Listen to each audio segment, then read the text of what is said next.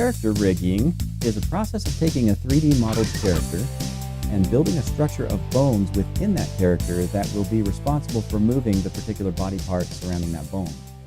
Rigging can be an extremely tedious and complicated process, and there are people who work on animations whose entire job it is just to rig the characters. For the Xander episodes, we decided to use Daz Studio for animation of our characters because of the vast amount of ready-to-animate rigged models that are friendly with it.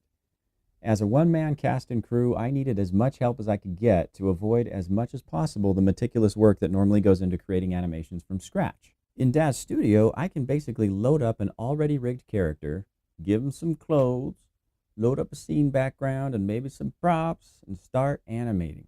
I can load up the dialogue synchronization file, which I showed up in step 3, and by watching the mouth movements, I can keep track of where my character is in his lines, and then I can choose gestures or poses that I think he might make when saying that.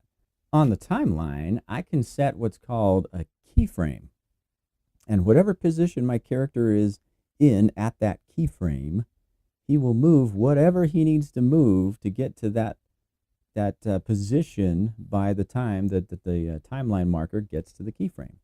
As I set more keyframes along the timeline, the character will continue to move whatever he needs to in order to get to each new position by the time that keyframe is set on that timeline.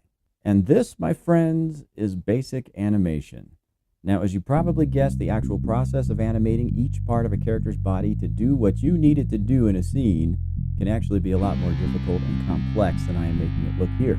But keyframing positions on a timeline is the basis of all animation.